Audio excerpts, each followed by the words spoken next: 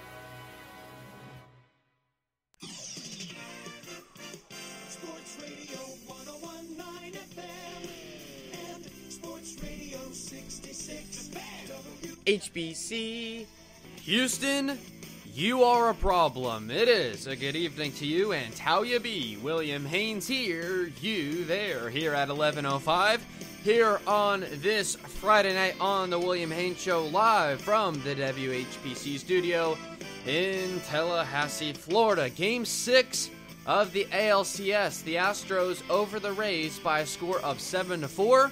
Houston has now won 3 straight and leveled the series even at 3 games apiece. There will be a winner-take-all game, Game 7 tomorrow night, either at 7 o'clock or at about 8:30, depending on the result of this Braves-Dodgers game. If the Braves win, it'll be on at 7.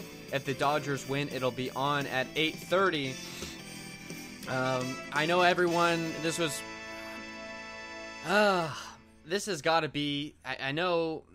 that 0-5 road trip to start the season after that little homestand was really disappointing.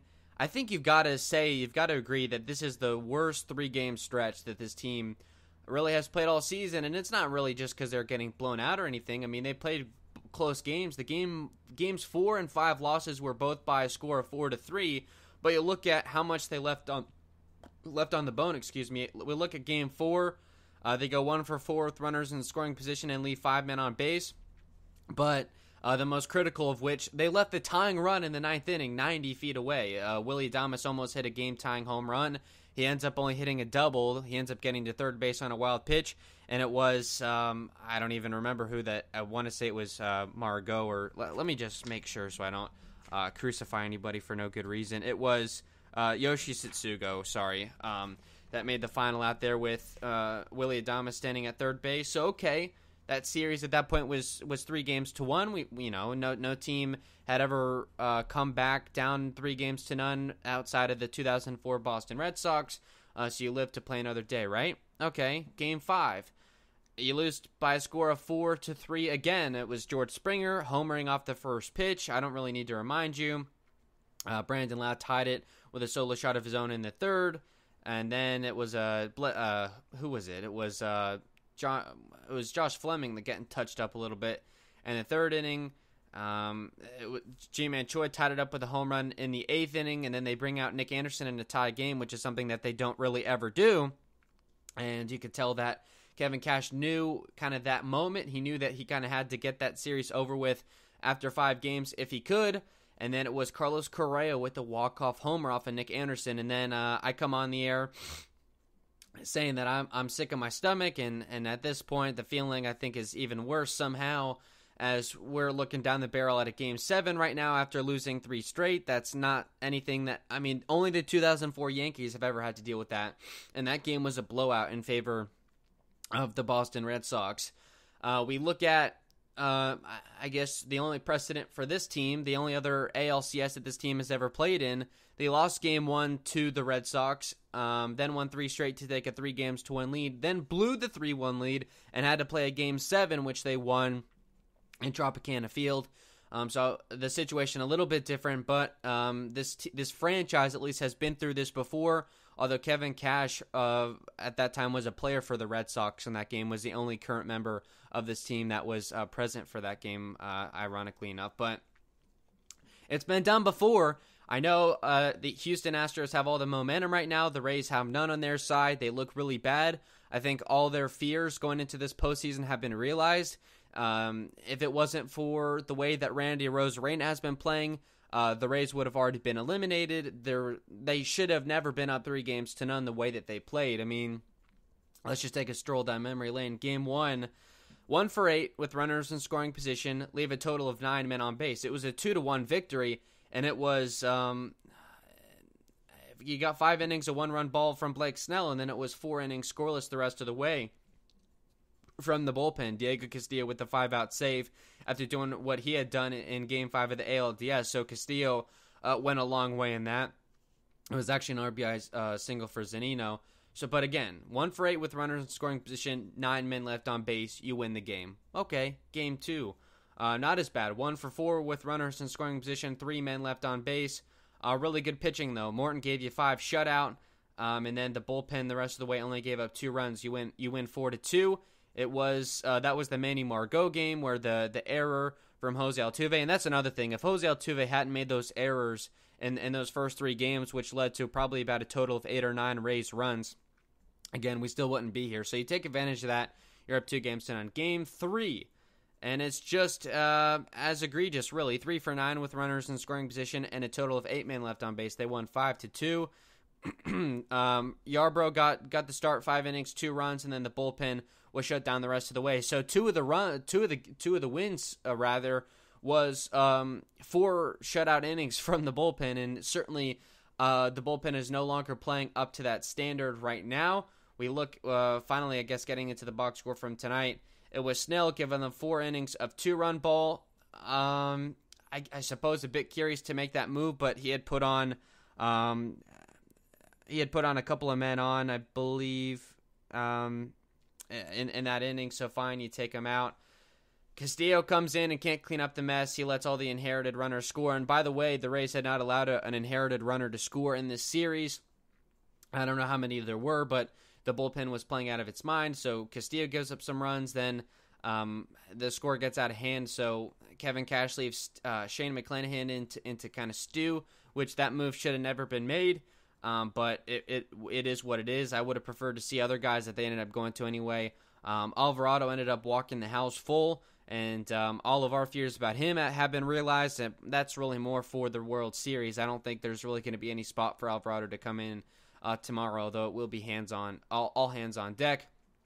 Aaron Loop getting a couple of outs, and then John Curtis with a quick ninth, which I guess is fine. So the tale really of this series has completely flipped.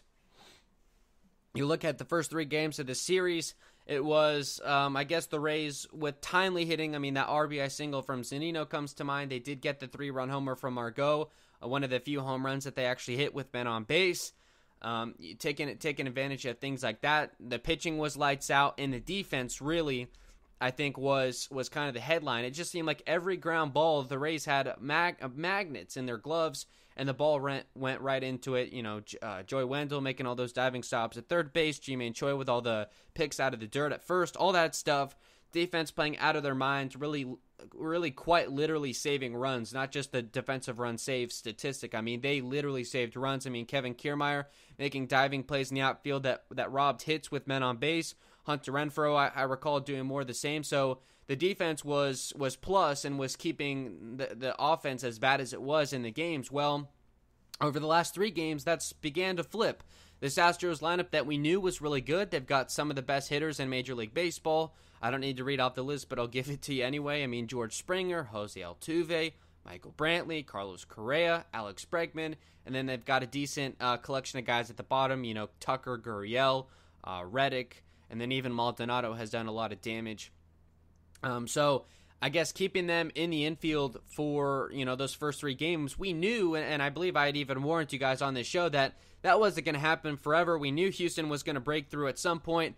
It was more bad luck than anything. I think perfectly, realized by Alex Bregman. It just seemed like he would go 0 for 5, but the ball was coming off at 100 miles an hour in all 5 of the outs. So, usually those end up for hits. He was just unlucky. It's funny that he still goes 0 for 5 tonight when his team scores 7 runs. But we knew that story was going to change, and especially tonight, I think, in the most drastic way. Just all those ground balls just squeaking through the infield in ways that they really haven't at all during this postseason. And look, Game 7, if you don't have that, if you don't play stellar defense, if you don't have stellar pitching, you're going to lose because this offense just isn't getting it done right now. It looks like, by all indication, it's going to be Lance McCullers Jr., who went 7 innings of only 1 earned run, gave up 4 runs total. It was that 3-run shot from Manuel Margot. It was the error from Jose Altuve that allowed the inning to continue. But, I mean, he completely shredded through the Rays lineup, and we'll preview that game, I guess, towards the end of the show. I guess you can call that not necessarily an opening monologue, but an opening statement, I suppose. And with all that being said, I'll open up the phone lines now. If anyone listening to the show live right now wants to call in, we've got a line open. You want to talk about the Rays game tonight, the series. You want to talk about how they should strategize for tomorrow. We've got a line open at 877-566-1020. With that being said, I'll take a quick minute break and get the link out on the various socials, and we'll come right back and continue to talk tonight's loss. Again, number to call during the break, 877-566-1020. We'll be back in a minute. Hey, sports fans! William's currently in the can, but he'll be right back. We're currently on a commercial break, so don't touch that dial. Remember, you can call us at 352-639-0036 or drop us a line on Twitter at WHBC Stream to tell us what's on your mind. We want to talk sports. We want to get unruly. We want you to tell us what you think so we can argue. Anyway, when all that's said and done, please stay tuned for William's world-famous Around the XFL podcast and other projects that he's currently got in the works. Please visit WHBCstream.com, and thanks again for listening in.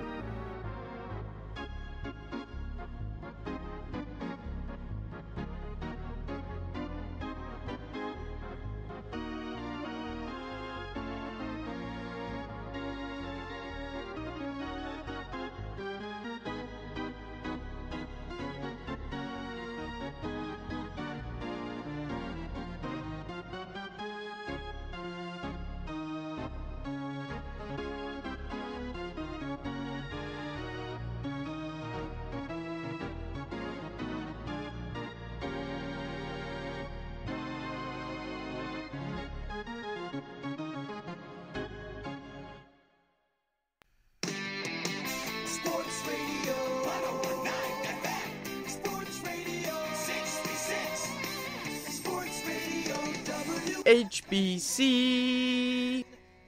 And at 11:17, we are back on the William Haynes Show. Number to call to talk Rays is 877-566-1020. With that being said, talking more about tonight's Rays loss. It was by a score of 7-4. For the Stros, it was 7 runs on 11 hits, no errors. For the Rays, it was 4 runs on 6 hits, no errors for them either, although by my tally it was about 3 pass balls for Mike Zunino, but that doesn't end up going in the error column even if it allows runners to advance base, which it did, I believe, all 3 of those times. I guess we'll start here with the lineup. It was a bit interesting. I'm not going to say necessarily in a bad way. It was what it was. Cash played things a certain way. I'll give you defense first. In the outfield from left to right, it was Brandon Lau in left, Manny Margot in center. In right field, it was Hunter Renfroe. And in the infield from third to first, it was Joey Wendell at third, Willie Adames at short, Mike Brasso at second, Yanni Diaz at first, Randy Rosarena DH'd, Mike Zunino was the catcher for the starting pitcher, Blake Snell. So already, I'm in a Game 6 where I think, obviously you want to play it aggressive. Nick Anderson didn't end up coming in. I mean, the game got out of hand relatively quickly. It was that big fifth inning where they went up 4-1 rather, and then they obviously added on some insurance after that. But with the way the offense was playing, you could tell at 4-1 the game was pretty much over, and then adding on what they did. Wasn't a whole lot of opportunity to bring in the high leverage relievers. But getting back to the lineup, the way it was structured, it was Mike Brasso leading off, followed by Arozarena and Renfroe. Yanni Diaz cleaned up, followed by Brandon Lau at fifth, Margot at sixth, and the bottom three of Adames, Joey Wendell, and Mike Zunino. So, mixed thoughts about this lineup. I originally thought that it was going to be Mike Brasso at third, Yanni Diaz at first, and Brandon Lau at second. And that way, they could have had, they could have, an extra outfielder, however they wanted to play it. They ended up going Brandon Lau in left, which I know he's played right field. I can't recall him really playing a lot of left. I mean, I'm sure he must have had a handful of appearances, but there was a play where he could have thrown it to home plate. I think it was, just off of memory, I want to say it was on the Brantley single, or no, it was on a double. It was in the fifth inning. It was that Altuve double where Springer scored to make it 3-1. There could have been a play at the plate. The defense was set up for the relay, and he ends up, for whatever reason, going to second base. So I think from that standpoint, a bit questionable to have him in left, I suppose. And they do that. The lineup was structured that way. I think they wanted Wendell defensively at third, and that's fine. So to get Brasso in the order, you put him at second. Where's Brandon Lau going to go? They don't care about lefty on lefty. They want him in a pivotal Game 6, so you stick him in the outfield, and I suppose was a net minus defensively. At the plate, he goes 1 for 3, scores a couple of runs, also walked, so at least was involved in the scoring, and I suppose that's not all too bad. Yanni Diaz playing first base. I thought he was fine there. If we're talking defensively, Margot is fine in center, and he had a multi-home run game, his first since the late 2017.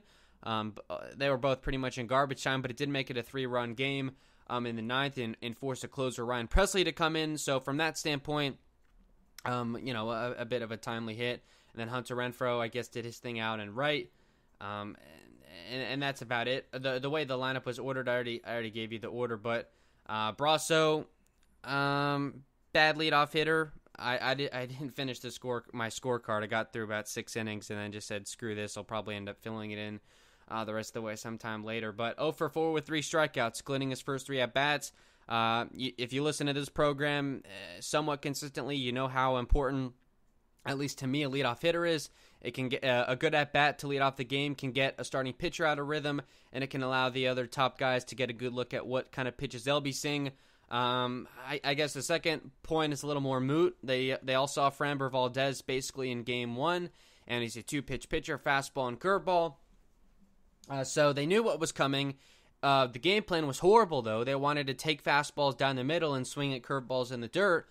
I'm going to go out on a limb and say that was not a good offensive strategy, but welcome to the 2020 Rays, where we like to swing at pitches in the dirt, and our pitchers like to throw pitches in the dirt. Just because our hitters swing at them doesn't mean other teams will, especially playoff teams that are one win away from a World Series. This Houston Astros team is no slump. They're no group scrubs, and I don't know. Maybe that's. I'm saying this a little bit with the tongue in the cheek and with the satire, but I wonder maybe if that's why Blake Snell continues to throw these non-competitive pitches down in the dirt, is maybe just because his teammates chase them in the dirt that he thinks other teams will, and that just has not been the case. So going down the line, Brasso, bad game. I don't think has gotten a hit since that pivotal home run in Game 5. So he's still going to go down as a hero, I think, even if they lose this series, just because to beat the Yankees, although I guess won't be as significant, but he'll still be remembered. I think if he I don't. Lance McCullers Jr., I just want to check. I believe he's a left-hander, is he not? He is. Or no, he's a righty. He bats left, but he throws righty. So Brasso probably won't be in the lineup tomorrow. If I had to guess, that would just make the most sense. So he may come off the bench in a pinch hitting situation. So this might have been kind of, if they don't win tomorrow, this was kind of his final chance to leave a mark. And I guess his response to that is, going 0 for 4 with the 3 strikeouts. Batting next in the order, the guy that's the reason why this team is still playing games, Randy Arozarena, went 0 for 3 with a walk. No strikeouts. Did put the ball in play. I mean, walked with the bases empty, and that was about it that I had. So there you go. Was pretty much a non-factor. I'm surprised. I don't know why you wouldn't want Brandon Lau to DH and put Randy Arozarena in left. I don't know if they wanted to get him off his feet or what the case was, or if Brandon Lau is a guy that can't DH, that he just needs to be in the field for whatever reason. I don't exactly know. I would have liked to see Randy in left, but that's as much as I'll say on it.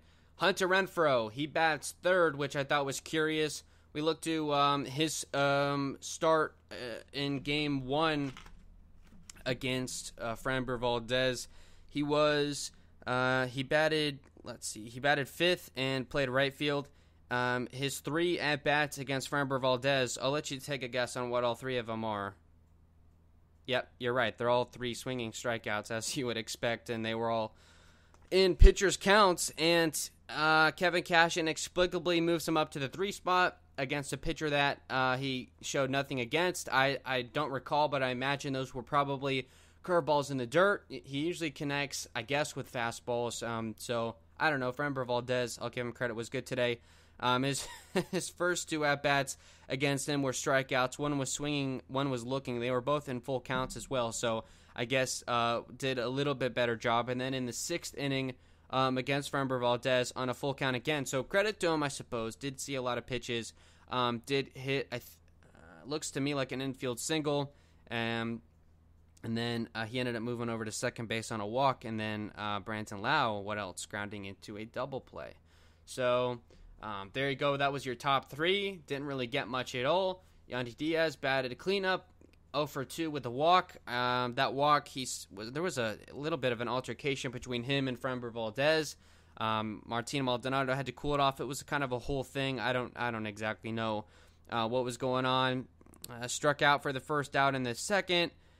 Grounded out for the first out in the 4th, and then walked with a man on first. So a cleanup hitter usually is supposed to drive in runners already on base.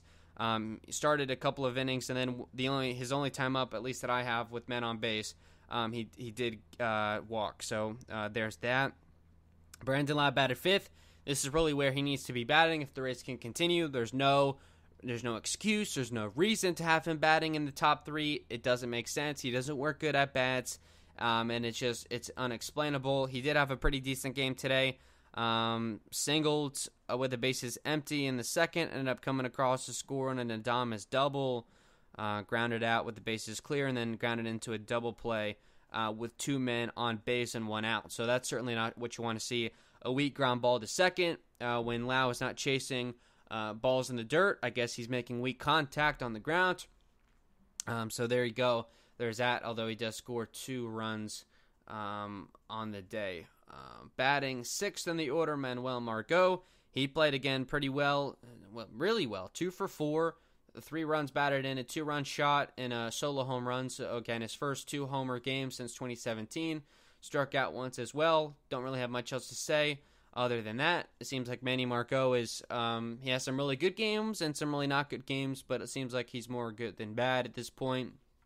Batting 7th, Willie Adames, and he came through again. Again, that RBI double to give the team the lead in the 2nd inning, and the Rays at that point had been 5-0 in the postseason when they score first, and I think they were something along the lines of like 25-5 or something like that.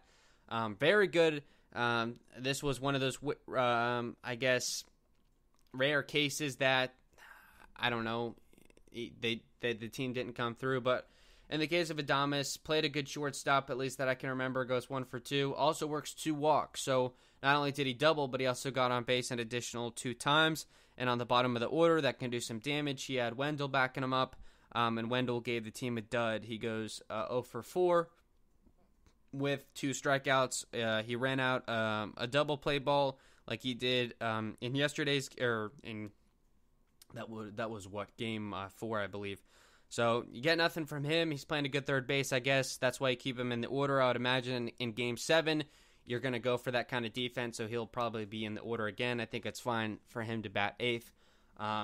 There were some talks, not from the Rays, but just speculation that maybe he would bat leadoff. I don't think that's the case. I wouldn't want that, at least right now anyway. And then Big Z, Mike Zunino, had a rough day behind the plate. I'm not blaming him as much as I suppose other people are.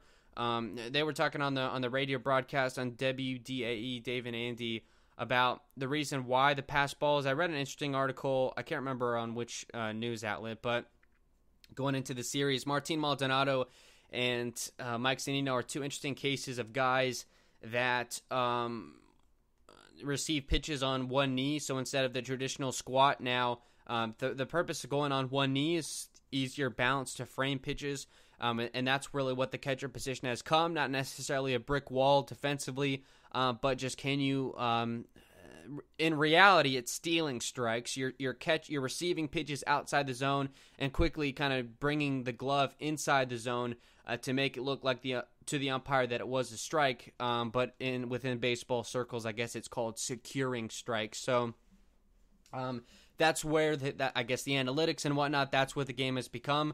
So you don't really care about the 3 pass balls if you're the actual Rays themselves. If you're a Rays fan or whatnot, you don't like it, and that's fine. Zunino, I guess, is a guy that's easy to hate.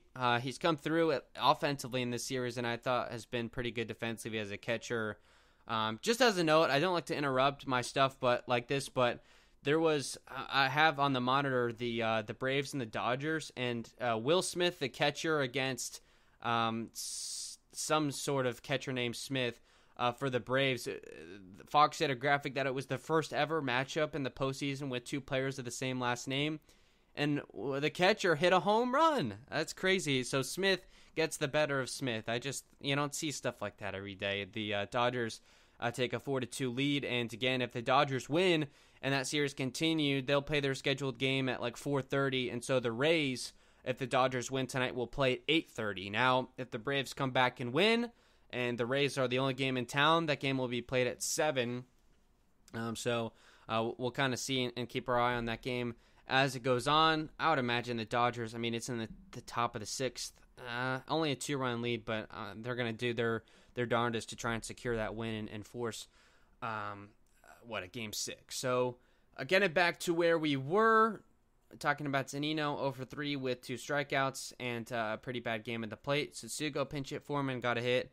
That was late in the game. I don't even have that in my scorecard. I think it was, what was the score? It was 7-1, and I said, screw it. I'll fill it in later for solidarity purposes or continuity, whatever you want to say. With the pitching, we talked about it already. Blake Snell, 4 innings pitched, 2 earned runs on 3 hits, 4 walks, 4 strikeouts. 4 walks, by the way, was a season high for him. He had 3 by the time, I believe, by the time the second inning was done, he had already tied his season high mark for walks in a game. Just the control wasn't there. Half of his pitches could not find the zone. 82 pitches, 45 were strikes. And I was on the show yesterday kind of complaining about that, saying that this is who Blake Snell is. He's become a 5-inning pitcher. It's kind of this frustrating decline. I don't necessarily want to compare him to a guy like Chris Archer, but I think the mind is one to wander potentially in that direction. It's just that Cy Young season. I'm not going to make any remarks about maybe his personal kind of thing. I know that's been criticized a lot. That's not my place to say. It's only responsible to kind of comment, I suppose, on his baseball stuff, but he just hasn't been the same player since 2018, and that's really all I can say about it. I don't know what it was that changed. It seemed like he's moved more to the off-speed, finally, it seems like we have a caller that calls in quite a bit, and he's always great whenever he comes on, Seth in LA, and I guess I'm rooting for his Dodgers to try and come through, although I know he was a bit frustrated with them. Now I lost track of where I was. Oh, yeah, he always jokes that Kevin Cash probably listens to my show with what I say about the lineup. Well, maybe Dave Wills is listening to my show because he finally made a comment during the game. I've been saying it all season long that Blake Snell has this mentality where he gets on the mound and he immediately wants to strike everyone out. And I don't know if it's a stat sheet thing. He's one of those guys that, he likes to feel himself in in whatever kind of way the athletes do.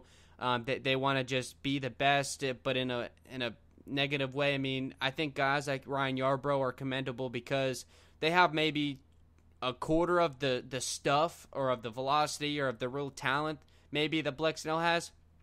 But honestly, right now in the postseason, you could argue Yarbrough's been a better pitcher, and it's because he uses what he has available to him. He gets outs early in counts, generates weak contact. He's not bothered with the bat touching the baseball as long as it's not crushing him. And he does that because he's just not a guy that can get all that kind of swing and miss. And he just lives with it. He is confident in the defense behind him, which has been very good. And you just go out that way saying, I know this lineup is going to make contact off of my pitches, but just hope that it's weak contact and we can get some outs out of it. Blake Snell, not the case. It almost seems like his worst fear is the barrel hitting the baseball in any form or fashion. Doesn't matter if it's a foul ball, a weak grounder, a pop fly. It's his worst fear. He doesn't want it. So what is he going to do to combat said fear? He's going to throw curveballs. He's going to throw sliders way down in the dirt. So even if the hitter was to ever swing at those pitches, there's no way that they could ever make contact with it. Fastballs outside the zone, all that stuff. Just so kind of non-competitive that even if the hitter wanted to swing at it, there's no way the barrel could touch the baseball. And that's his mindset on the mound. That's what he does. So the result of that is half the pitches are outside the zone, and they're called balls. And what happens is you go into all these ridiculous deep counts, full counts. He faced 17 batters. 7 of them went to a full count. And another thing that's really so frustrating about him, he starts off hitters 0-2. Maybe he floats a first pitch fastball, gets a nice swing and a miss on a slider or whatever the case, or goes a couple fastballs. Either way, up 0-2. I understand a pitcher's mindset in an 0-2 count. You don't want to give him anything to hit. Try and get the chase and miss because you have a couple of pitches to play with. But then it seems like every time he gets to 0-2, then it goes to 3-2. And then half the time you're walking guys. Again, 7 full counts, 4 walks. So I don't know, man. This is what Blake Snell is. I don't know if he's your ace. I don't know that this is more kind of the years ahead. Charlie Morton, I don't really think he'll be back next year. He said that he would like to. I don't think the Rays are going to want to pay him $15 million if he's going to be the kind of player that he was this season. That being said, I think he's the perfect guy for them on the mound in a Game 7. But over the course of a 162-game season, I'm not sure if that's exactly what you're going to want, a 37-year-old Morton. But again, tomorrow that'll work out. So right now, I don't know who's your ace. I mean, Tyler Glasnow has been really good. Let's not get ahead of ourselves on him. He just had a bad game. Whenever he can't find the curveball, throw the start in the garbage because he's not going to be able to get outs because hitters are going to sit on the fastball. So when you lose 3 straight in the playoffs, it's easy to kind of spot flaws in the team, and that's where I'm at with Blake Snell right now. Again, I'll just give you the number to call again. Thoughts on any of this, 877-566-1020. Blake Snell getting into some trouble in the 4th inning, of course. What else would it be? Well, it wasn't the bottom of the order, at least. Lefty on lefty to Brantley. He gets an 0-2 count, and Brantley just a good hitter that he has singles. Strikes out Correa. Then I'm looking at the wrong inning. This is my bad. Okay, 5th inning, because I recall that, he didn't get an out in the 5th inning. So he got through the 4th fine. 5th inning. Bottom of the order. Yoli Gurriel, the number 7 hitter. You walk him, okay? Leadoff walk. Those usually end up to bite you. Let's see what happens. Then the 8 hitter, Aldemus Diaz, he gave up a single to him. Oh, crap. Well, one thing you don't want to do is put base runners on and having this Astros lineup flip back over to the top. Typically, it doesn't work in your favor. The Rays have gotten away with it a little bit, but that it's certainly come back to haunt them in the other 2 losses. Okay, a couple of men on. We got the catcher coming up. You get him to ground out. Or no, that was actually a sack bunt, and that advanced the runners to second and third with 1 out. So okay, maybe a run comes across to score. Maybe you get to strike him out, and then you can get out of the inning clean. No, George Springer to lead off on a 1-0 count, 2 RBI single to make it 2-1. The Astros take the lead in the 5th. Okay, well, what are you gonna do? Let's shut it down. Man at first, 1 out, double play ball, something. Let's get out of the inning. Nope, RBI double from Jose Altuve. And then at that point, it's just damage control because it's a 3-1 game. Let's just get out of this inning, top of the order. Then Michael Brantley walks, second and third with 1 out. And then he give up an RBI single to Carlos Correa. And then, I don't know if I'm looking at this right or not. Or no, some of this was Diego Castillo. And then Bregman got the final out of the 5th inning. So it was... Okay, gotcha.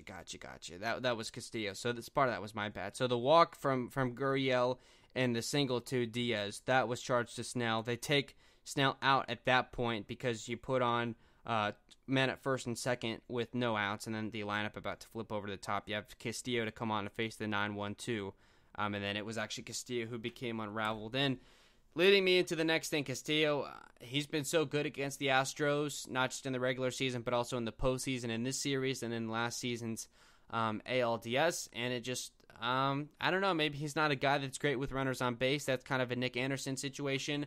Ryan Thompson, by the way, I believe 0 for 10 or 0 for 11 with inherited base runners as far as allowing them to come across the score. He never lets inherited runners. I know it's the top of the order. I would have liked to maybe see Ryan Thompson in that spot if the Rays are a team that's with the stats and the sabermetrics.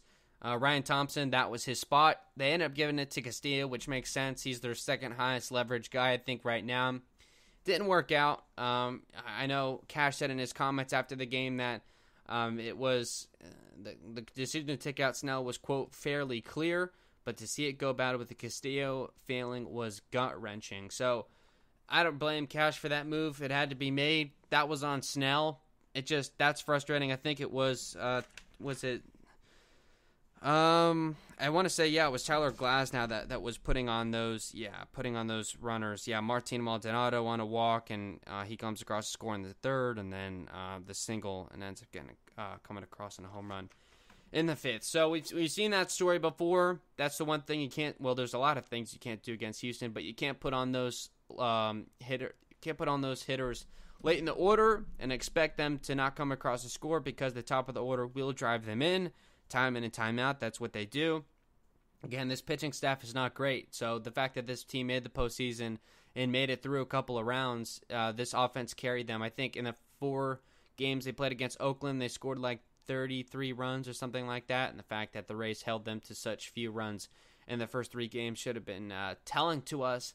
I think even we knew things were going to change at some point, but I don't think we could have ever predicted it was going to be this drastic, where all of a sudden you lose 3 straight and the series is tied. I mean, you go up 3-0, that series is done. I mean, I think there's like 33 best-of-7s that have gone where a team has gone up 3-0, and again, only one of them have come back, and only one to force a Game 7. There was only 2 that forced a Game 6, and those 2 lost. So this is where an unprecedented land, and why would you expect anything else from this 2020 season? Just, weird stuff, of course, is going to happen, and of course history is going to be made.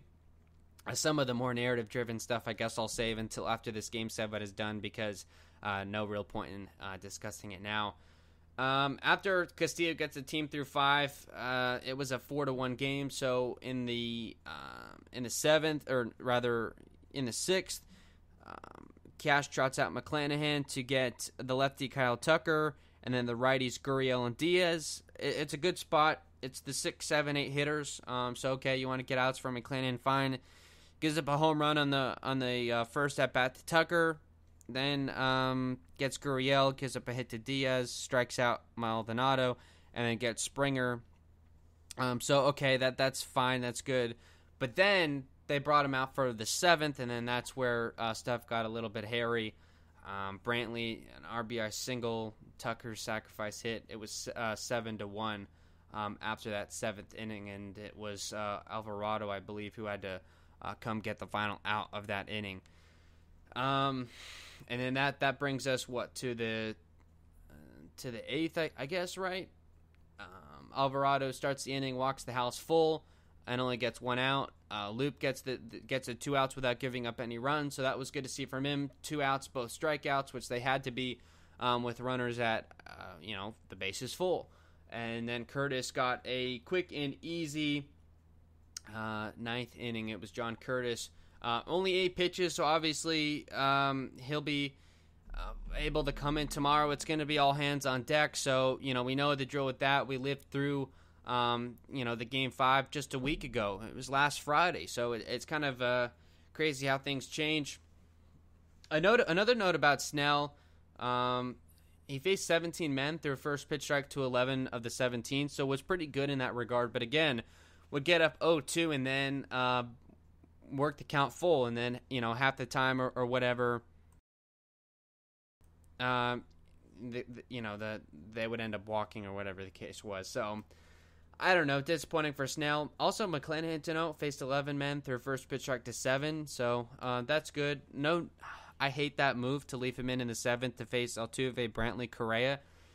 Does it need to be made? In a, what was it? In a 5-1 game, Cash knows that he's playing for a Game 7, so you don't want to burn up any other guys, but put in Loop or Alvarado a little bit earlier and then maybe get some extra outs from other guys. Just McClanahan, he's a one-pitch pitcher, I believe, just with the fastball. He didn't really try much else, and it didn't work out. Could have changed the end result, I guess, technically, although, with the butterfly effect, we know that, as the Rays ended up making it a 3-run game. So if those 2 runs don't come across in the 7th, then it would have been 5-4. So who knows what happens at that point. But either way, that was my only move, or the only move from Cash that I didn't love. The lineup, I thought ultimately was fine. Made a couple questionable moves, I suppose, to have Brandon Lau in the outfield instead of a Rosarena. But he's got his reasons with that, and that's fine. I'm not even going to bother with inning by inning. It looks like people, at least feedback that I've got from people listening in, it's just, this loss was bad. Everyone saw it. Everyone knows what happened. I spent 42 minutes talking about it. So what we're going to do, kind of wipe the slate clean. We're done with this game. Also, wait, one more note. 0 for 4 with runners in scoring position. 6 men left on base. It was Zanino, Wendell, Arozarena, and Lau. All 0 for 1 with runners in scoring position. So that's it. That's the final note. We're going to take a short break again. Keep the phone line open if you wanted to maybe talk more about tomorrow's strategy. It'll be Lance McCullers Jr. against Charlie Morton, so a rematch of the Game 2 starters. So we'll tell you all about that, tell you who's going to be available out of the pen, what the lineup may look like. So don't go anywhere. Again, number to call, 877-566-1020. We'll be right back. Hey, sports fans! William's currently in the can, but he'll be right back. We're currently on a commercial break, so don't touch that dial. Remember, you can call us at 352-639-0036 or drop us a line on Twitter at WHBC Stream to tell us what's on your mind. We want to talk sports. We want to get unruly. We want you to tell us what you think so we can argue. Anyway, when all that's said and done, please stay tuned for Williams' world-famous Around the XFL podcast and other projects that he's currently got in the works. Please visit WHBCstream.com, and thanks again for listening in.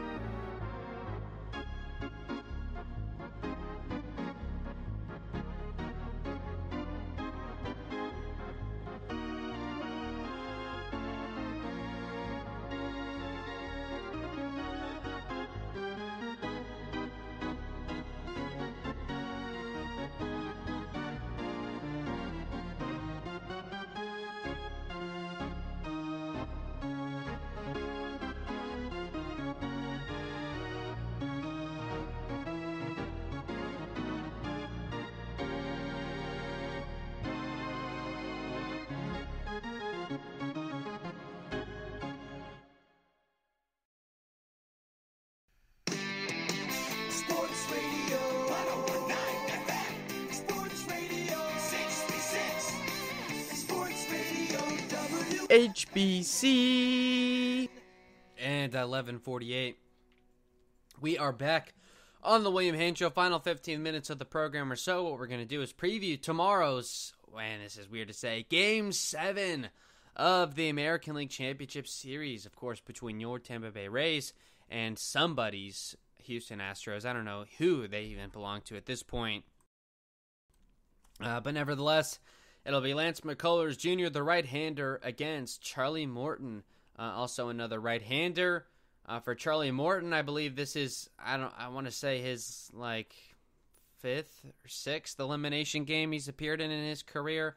I don't think I can get his, pure postseason numbers, or maybe I can, just to see. I know he played in a wild card game with Pittsburgh. Let's see, postseason pitching. Yeah, I don't know. The wild card game, he took the loss in 2013. We know he closed out a World Series. I think he played in the Game 7 of the ALCS, I want to say, as well, against the Yankees. Was there in 2018, went 1-0. And then with the Rays last year, pitched in 2 elimination games. And then this postseason pitched in... that was not an elimination game, was it? That was Game 3. That series was tied 1 game apiece, so no, it was not. So, Morton, I think if there's any guy in this pitching staff that you would want to do it, it would certainly be that guy, Charlie Morton. He's poised. He's been in every spot before. He's calm. He's cool. He's collected. His control was not bad. 96 pitches, 59 strikes. I'm looking at his Game 2 start. He faced 22 men, threw first pitch strike to 14 of them. Only threw 5 innings, but did not give up any runs. And I've been saying over this postseason, this is what Charlie Morton is: 5 innings of a run, or in this case, it was no runs. He left a lot of base runners stranded for Houston. Houston left two men on in the first inning, the second inning, also the fourth inning. So they were leaving base runners left and right like crazy. Charlie Morton is due for kind of one jam a game where he just kind of loses control and walks a couple of guys. He had only 1 walk in that start. So I think the outlook on him is good again. They're going to get 5 innings of hopefully 1 run, although, don't put it past his offense to get things rolling. If it's a repeat of last year's Game 5, I'm going to cry. It's just, if we have to watch another first inning ambush where it's just, 5 hits in the first 5 batters, I'm going to turn the TV off. I'm going to close the scorebook, and I'm going to go do something else, because that's just, I can't handle that again. On the other side, though, Lance McCullers Jr. certainly is not Garrett Cole. Or last year's Garrett Cole, at least. So that's a good thing. Looking more at what Charlie Morton did against specific hitters, it was interesting. He faced the top 4 hitters a third time through, and then all the other guys just twice. So taking a look at what he did against George Springer. Springer went 1 for 3 against him, got a single in the first inning. He led the game off, of course, with a single. So I don't know.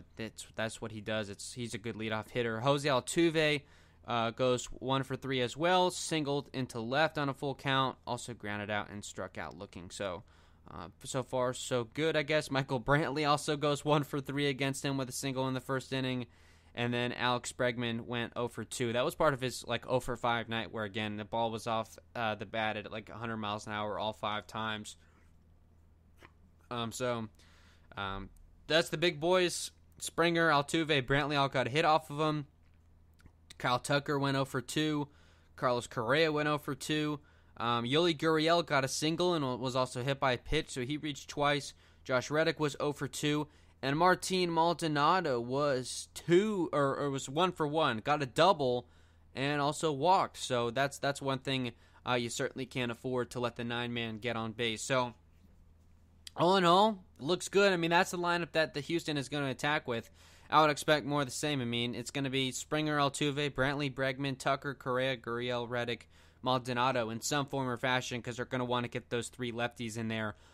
Meaning Brantley, Tucker, and Reddick. They're going to have to switch things up a little bit, because I think Brantley is only available to DH at this point, although he DH'd in that game as well, which was interesting. That was even before that really nasty foul off his foot. So that will be interesting to see how that plays out, again, you're going to have to face the best of the best. Charlie Morton's got it in him, I think. I can't recall really how they reacted to the curveball or not. Looks like he got a fair amount of strikeouts. I mean, he struck out 5 over the course of the start.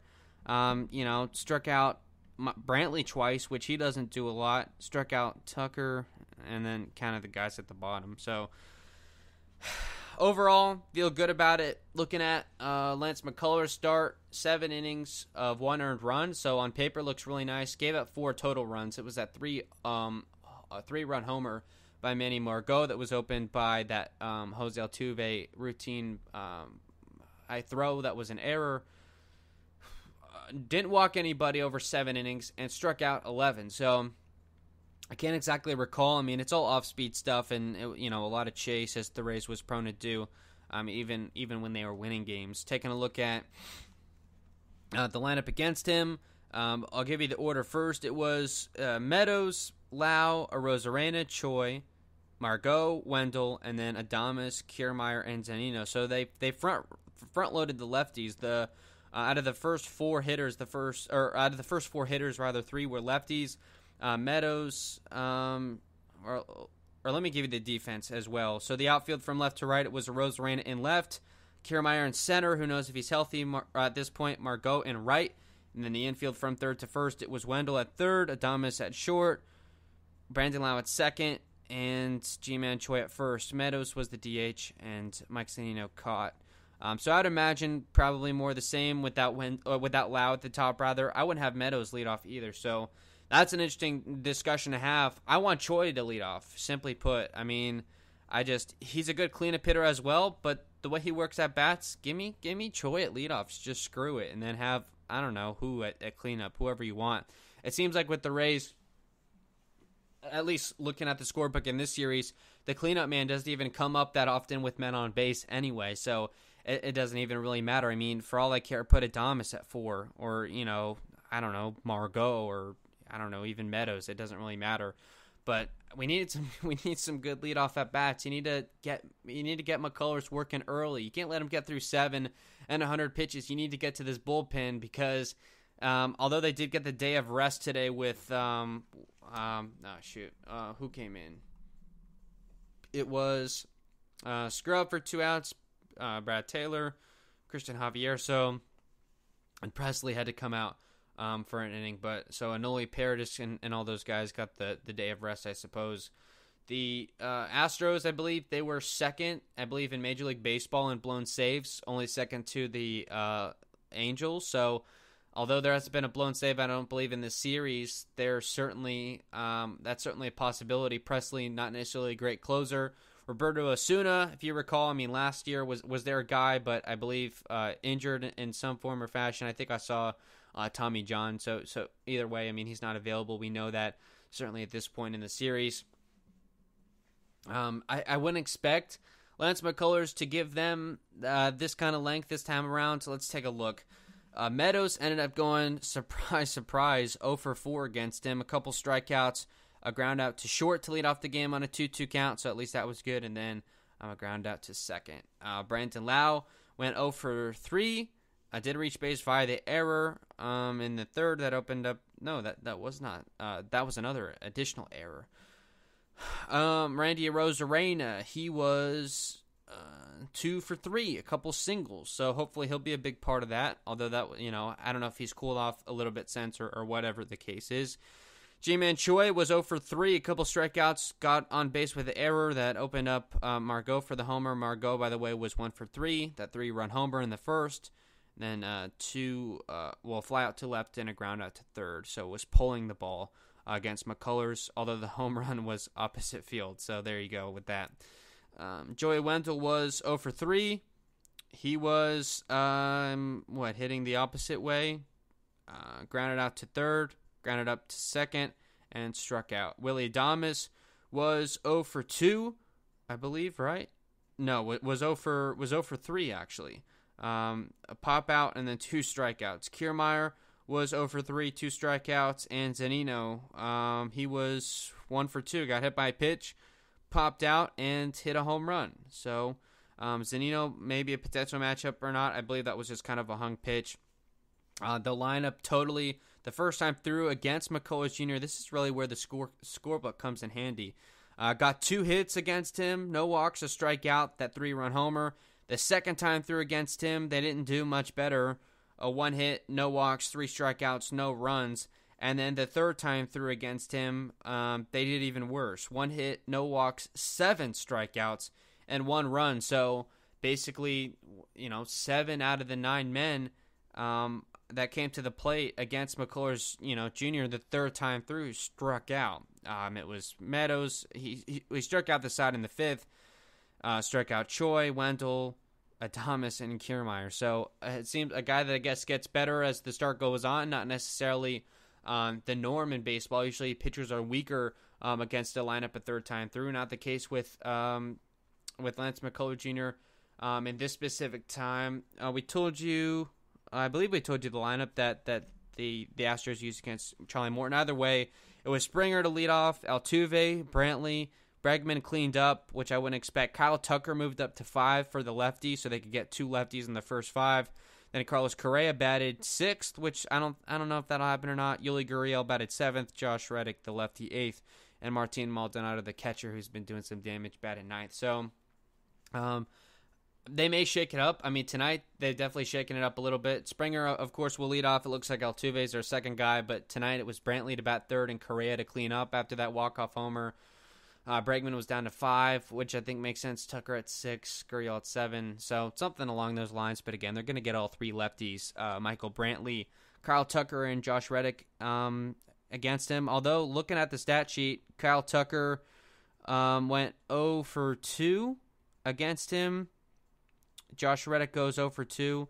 And Michael Brantley goes 1 for 3. So the lefties didn't even do that much damage against him, which I think is a good sign.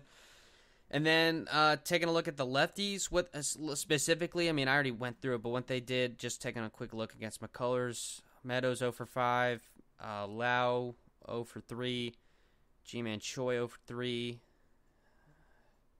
Joey Wendell 0 for 3, Kiermaier 0 for 3. So throw lefty righty out of the window.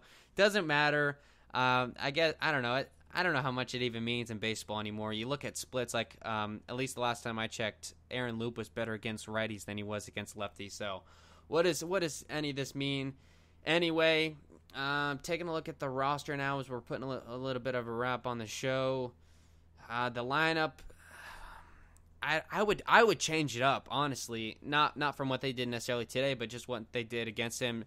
Meadows and Lau should not be up there. They combined to go like 0 for 10, so let's not do that in a pivotal Game 7. So let's just do what they're going to do on defense first. So you got to have Mike Zunino catching, you think. You can't have Michael Perez in a Game 7. I don't care about righty-lefty. I'd rather have Big Z back there, especially I think that's Morton's preferred catcher, I would assume.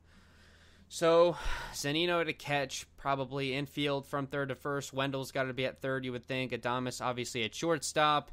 At 2nd base, Brandon Lau, G-Man Choi at 1st, and then outfield.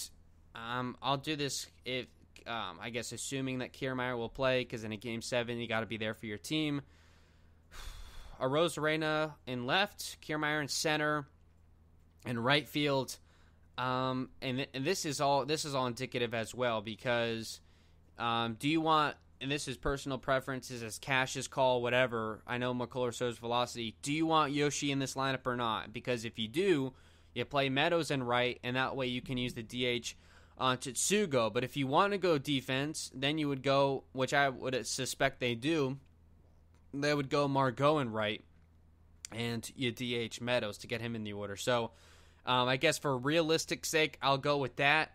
I would like to see Yoshi in this lineup, although I know I just proved righty-lefty didn't matter, but didn't look like he got an at-bat against McCullers. Maybe change it up a little bit. Who knows? I don't know. I know the advantage always goes to the pitcher in a first-time meeting, but I don't know. You never know what happens. But in a pivotal Game 7, especially with Margot, yeah, I'm talking myself into it. Margot hit 2 home runs just yesterday, as we're now 3 minutes into this early Saturday morning on the East Coast. So you put Margot in, put him at right. Now, caveat. Let's say Kiermaier isn't ready to go. We'll walk through everything. Still Arozarena in left. He's got to be in the order. You go Margot in center, then you go Meadows in right, and then you use the DH on Setsuga, I would assume, or maybe you play Renfroe in right for defense, and you DH Margot, or you DH someone else, or you can DH Yandy Diaz and get him in the order. So that might work a little bit better for them, I think. Honestly, I mean, if Cash had a pick, I don't think he gives a rat's ass about righty-lefty at that point. He would rather have Yandy in the lineup instead of Setsugo. So let's say, okay, yeah, Arozarena in left, Margot in center, Austin Meadows in right, and then you DH Yandy Diaz. So the way I would work the lineup, I'm trying to do some napkin baseball work here, napkin managing, if you will. Leading off, give me G-Man Choi. Just screw it. Batting second, I want Arozarena. Batting third, I know I'm doing this on the fly. You gotta excuse me here. Batting third. Who do I want batting third? Manny Margot. Am I gonna do that? I'll do that. Batting cleanup, I want Yandy Diaz. Batting fifth, I'll take Joey Wendell. Do I? Screw it. Take Manny Margot out of the 3 spot. I want Brandon Lau batting third. So it'll go Choi, Arozarena, Lau, Yandy Diaz at 4th, cleanup. At 5th, I want Joey Wendell. At 6th, I want Adames. At 7th, I want... oh, shoot. I forgot about Meadows. Give me Meadows at 7th. At 8th, who do I even have left at this point? I think, who do I have left? I'm losing track on the spot here. I'm trying to think. Mike Zunino would bat 9th, and I completely drew a blank on whoever would bat 8th. So something along those lines. So again, I don't know. Lau and Meadows will probably be at the top. I know that was kind of a cruddy little ending to the to the segment there. I was just trying to piece it together. I would personally have Choi lead off. I like that move. I know what would happen. It's going to be some move that we won't understand and may work out. Margot led off in the series. I don't like that. Have him at the bottom of the order is fine. Or maybe you have him at the top to bunt or something. Bat him cleanup, something weird. I don't know what the case would be. But I want to see Lau. I know I said him in my circumstance batting third, but I wouldn't mind if he's 5th again. I think that worked today. Meadows, if you got to assume, yeah, he's going to be in the order righty-lefty. Please, Cash, if you're listening still in your hotel room in San Diego, do not lead off with Austin Meadows. Don't do it. And off Austin, if you're listening to this, I'm sorry, no disrespect. I just we need you somewhere. We need you somewhere else in the order. Final note. I'll close with this. I think I already mentioned this in the show. Taking you back. Let's just do this. Can I do this? We'll do it.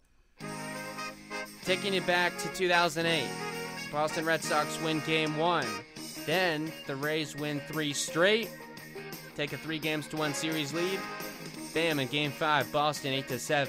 Bam, in Game 6 in the Trop, Boston 4-2. Oh no, Rays blew a 3-1 lead. Game 7, October 19th, 2008, the Rays 3-1 over the Boston Red Sox. It was one of the Sox getting a home run in the first, solo shot.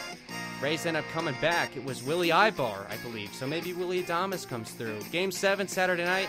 We won't be on the air, win or lose. Enjoy it or don't. We'll talk to you Monday either way.